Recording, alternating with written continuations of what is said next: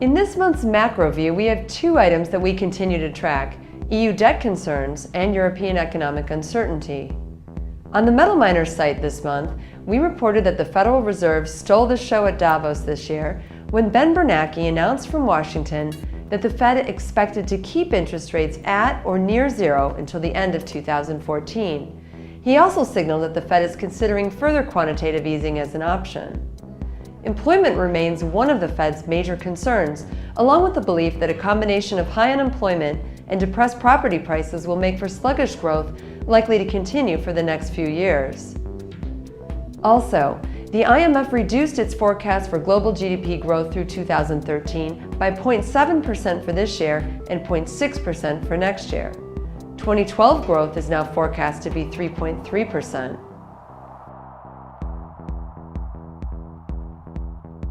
Currency volatility continues to underpin commodity performance. The euro continued its fall against the dollar and the Japanese yen through mid-January, then began to rise toward the end of the month. However, further gridlock could harm the euro again in the coming months. Meanwhile, oil continues to hover around $100 a barrel. The Baltic Dry Index fell hard in January, down roughly 60%. Although the index is affected by many variables, it's hard not to question how much the slowing Eurozone growth is weighing on the Baltic Dry Index. Are we already in a European recession? Only time will tell. Finally, the S&P Volatility Index has been falling since our last outlook, remaining well under 25, which indicates less market volatility. This may signal a better time to buy.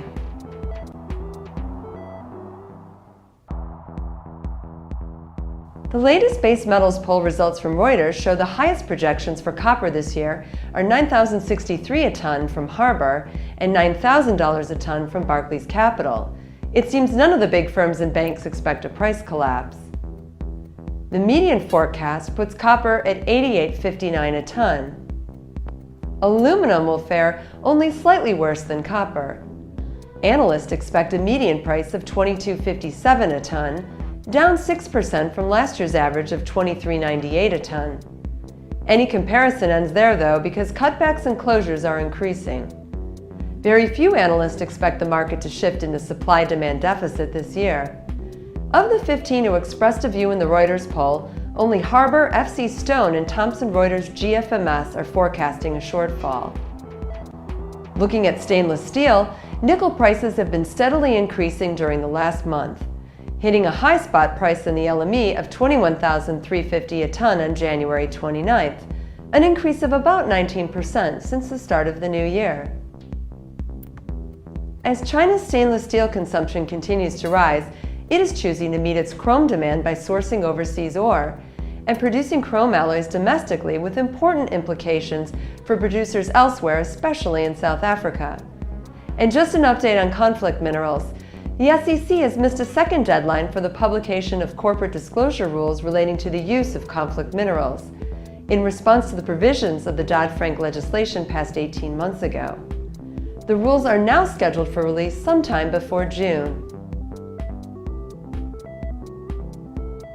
In this month's One-on-One segment, we spoke with Roger Furch, Executive Director of the National Steel Bridge Alliance, and Jennifer Diggins, Director of Public Affairs at Nucor, about the Buy America provisions and how they affect materials sourcing for major infrastructure projects such as bridges.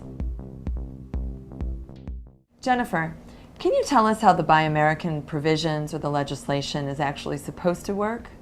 Absolutely. In theory, Buy America regulations were put on the books to really promote the use of domestic materials in the building of this country's infrastructure. It's through that building that we create jobs, we put people to work.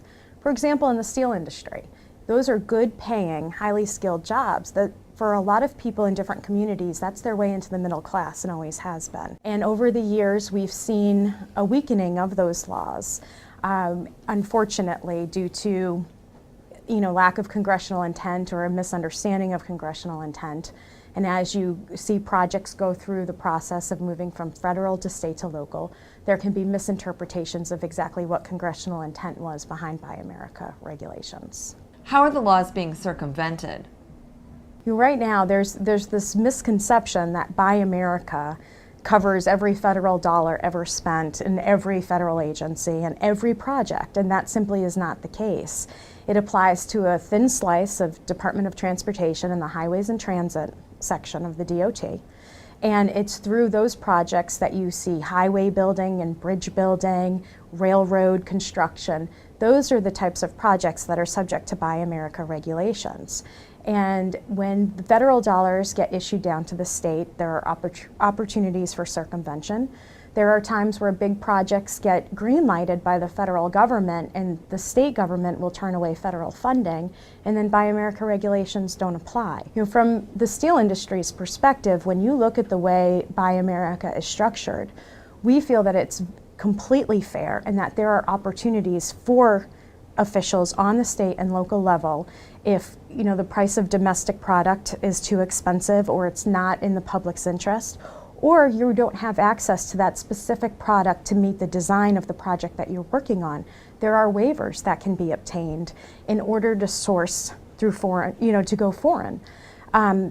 So we believe all of the appropriate mechanisms are in place and that there should be no circumvention, but we're continually running into issues when federal dollars are going through different state agencies, federal agencies other than the DOT, and once that money hits the state level, what they actually do with it.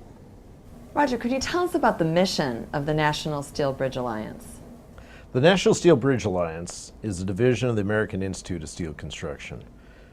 The mission of AISC, or the American Institute, is to promote structural steel as a material of choice, grow the market share for steel structures, and as a division, the National Steel Bridge Alliance does the same thing for steel bridges. We try to help the designers, we help the people building the bridges to provide an economical project that meets the needs of the public. What have you seen in terms of U.S. bridge projects and their development vis-a-vis the Buy America legislation? It's been a battle for a long time that there's always surges of potential import competition that come in with attractive pricing on the surface. They're basically talking about an initial price, which is tempting to a DOT or an owner's agency trying to tell their people, well, maybe we can save a little money doing this.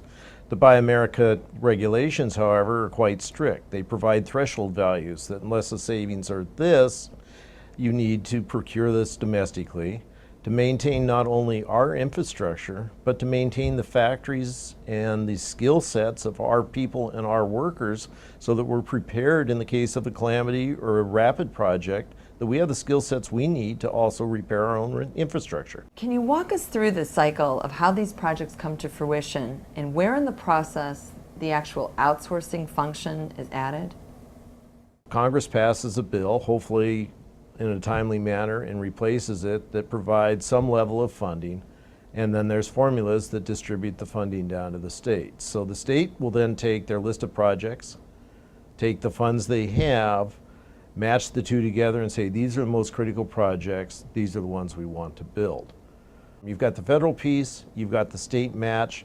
Some of our roads and bridges are toll bridges, so they've got toll authority funds. But at some point, it appears that the cost and the construction costs may not be in balance, or there's this attractive offer, geez, if you do this portion and outsource it overseas, we can save money, which will bring it, and that starts the temptation, which then leads to how can we get around the federal regulations, how can we keep the federal dollars but use them differently, and that's where it starts. It's usually on the large projects, sometimes it can be on the small projects, but it's usually a case where at some point in time you've seen an apparent cost crunch, and this appears to be the easy fix.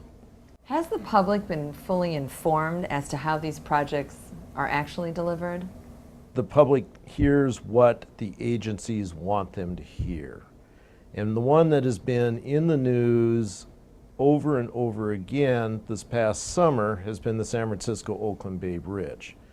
Well, here we have a project that first said we have a deficiency when it lost part of one section in the Loma Prieta earthquake in 1989, and in 2012 we still haven't replaced it. Well, we have an agency that's basically saying we did everything right, we saved money by outsourcing this major piece to China. But in all the articles I've read, in all the news interviews I've seen, I haven't hered them once say and our construction costs are $290 million more than the initial contract, nor have I seen that we've already granted 20 months of time extensions to this contractor. So they will tell about the savings they thought they made when they made the initial procurement, but they are not telling the public that they continue to approve change orders, they continue to approve time extensions. So what is the real savings? And I think really anybody that wants to do an economic analysis, construction cost is one thing, but then you also have the multiplier effect of the wages. If they stay in the United States, then we also collect income taxes, state collect taxes, workers go home, buy groceries, pay sales taxes, huge multiplier effects on dollars that are spent in the United States. Once they go overseas, they're gone forever. I think we'd love to hear from both of you on this one, but what could Congress do to beef up the Buy America provisions? From the start, Congress could just make sure that they are clear on what they're asking people to do. One of the things that's been really frustrating to me since I've been trying to understand Congress, what they think they put in legislation, and then you go and talk to the states and what they think they hear about the legislation, is there's a lot that seems to be lost in the translation. The number one issue on Buy America is an issue called segmentation, that a bridge may go from shore to shore, but they seemingly allow departments of transportation to figure out this isn't really one bridge, maybe it's 3 bridges. So they award it as 3 contracts, push all the federal dollars into 2 of the 3 contracts, and then take the 3rd contract and do whatever they want. It's called a segmentation issue. That'd be the number one thing that Congress could stop that would help the major projects. I completely agree. That really is critical. I think a willingness to embrace the rule as it's written on the books as well, and have a clear funding formula for how federal dollars get allocated, and a clear understanding between the federal level and the state level as to what congressional intent is on Buy America is also key. And then look at ways to expand it. We have a crumbling infrastructure in this country, and it covers all segments of the economy and all segments of what we use in our daily life. Let's think about applying Buy America as a way to create jobs during this tough economic time, a way to create demand for our domestic product, and really a way to give domestic manufacturers a competitive advantage to help rebuild this country in a meaningful way. And I think once everybody understands that Buy America really could be looked at as a job creator and a facilitator to get us out of these hard times, once they realize that and recognize that for what it is, they'll understand that this is a no-brainer. You and your company can't afford to miss the MetalMiner Spend Matters conference, Commodity Edge, Sourcing Intelligence for the New Normal. For all the details on Commodity Edge, including how to register, just go to metalminer.com and click on the conference logo on the top left.